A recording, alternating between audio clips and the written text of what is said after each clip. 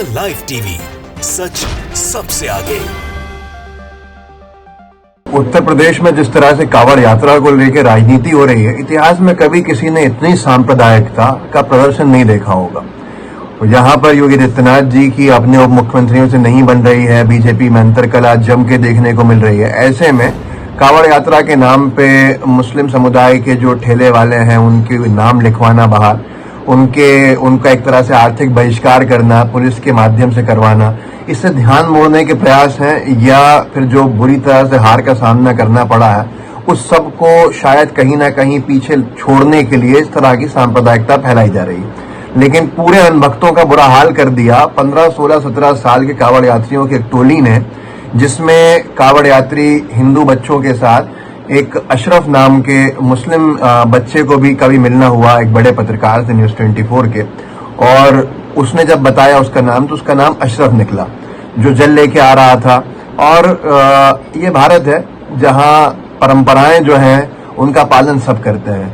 ईद के दिन हो या दिवाली का दिन हो या कांवड़ यात्रा का दिन हो या मुहर्रम के जुलूस का दिन हो, जो तमाचा मारा है उस बच्चे ने, उन बच्चों ने, बड़े बड़े राजनेता जो भारतीय जनता पार्टी का चोला ओढ़े हुए बैठे हैं उनके ऊपर, वो देखने लायक है। मैं आपको वीडियो दिखाना चाहता हूं, अगर आप इस वीडियो को देखिए और समझिए कि आज के छोटे छोटे बच्चे भी इन नफरतबाज भाजपाइयों को क्या सीख दे रहे हैं। जुबैर ने इस वीडियो को डाला है, न्यूज़ 24 का वीडियो है, और माहौल क्या है जो शो चलाते हैं उनका वीडियो है।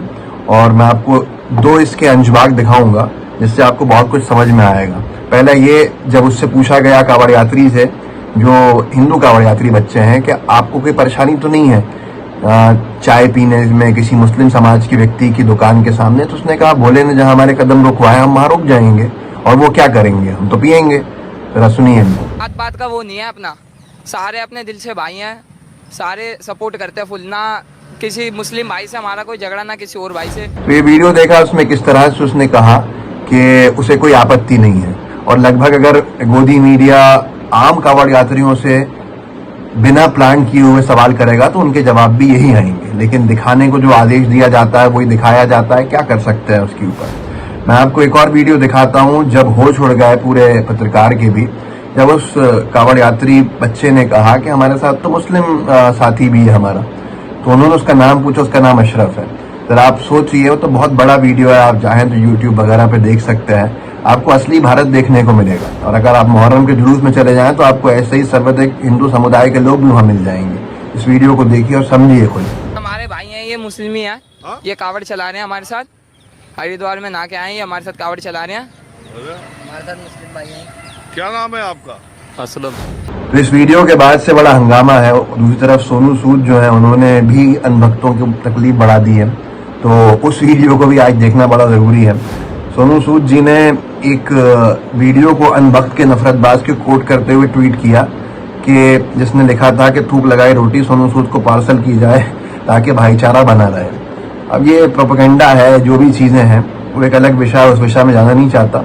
लेकिन सोनू सूद ने लिखा है कि हमारे श्री राम जी ने शबरी के झूठे बेर खाए थे तो मैं क्यों नहीं खा सकता। हिंसा को अहिंसा से पराजित किया जा सकता है मेरे भाई, बस मानवता बरकरार रहनी चाहिए। जय श्री राम। इन्होंने ऐसा तमाचा मारा है उस पूरी राजनीति को, बीजेपी की और नफरतबाजी की, कि अनभक्त बड़े तकलीफ में है। जाकी यादव हैं, एक ट्विटर पे लिखते हैं, काफी अच्छा उन्होंने लिखा है कि आपको पता होगा उत्तर प्रदेश के मुजफ्फरनगर में सभी दुकानदारों को अपनी दुकान और ठेलों पर अपनी नेम प्लेट लगाने का आदेश दिया गया था। अब इस फैसले पर अभिनेता सोनू सूद ने कहा है कि प्रत्येक दुकान पर केवल एक ही नेम प्लेट होनी चाहिए, मानवता यानी ह्यूमैनिटी।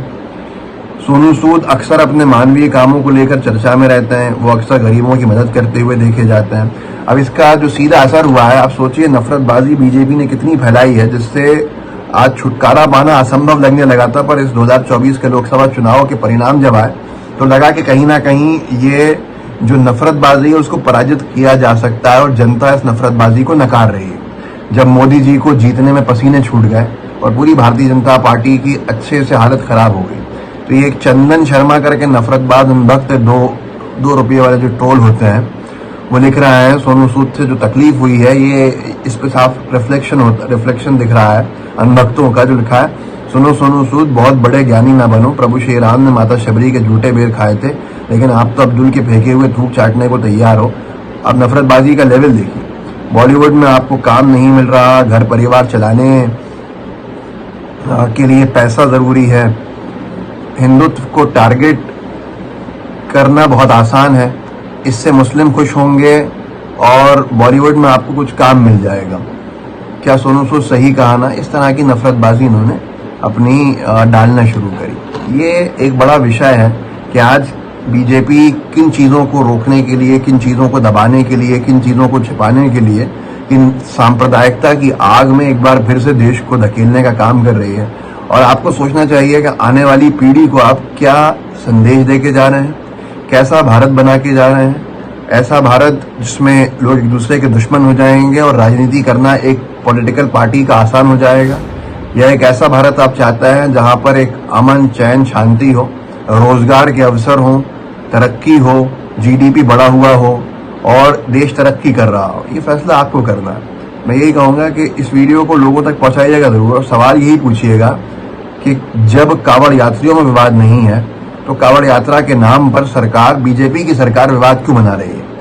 ये पूरी तरह से बेनकाब करते हैं ऐसे वीडियोस भारतीय जनता पार्टी की उस नफरतबाजी भरी राजनीति को, जिसके माध्यम से वो जहर घोलने का काम तो कर ही रहे हैं और उसके बाद जनता उन्हें निरंतर नकार भी रही है, लेकिन फिर भी वो समझ नहीं पा रहे हैं कि जनता को अब ये सब चीजें पसंद नहीं आती। ये कहावत है हिंदी में कि काट की हांडी बार बार नहीं चढ़ती, और उस कहावत को शायद बीजेपी साक्षात होता हुआ देखेगी और उसके बाद ही शायद समझ आएगी, जब बहुत देर हो जाएगी। तो इस वीडियो को अपने व्हाट्सएप ग्रुप्स में जरूर शेयर कीजिएगा। जय हिंद, जय भारत। द लाइव टीवी, सच सबसे आगे।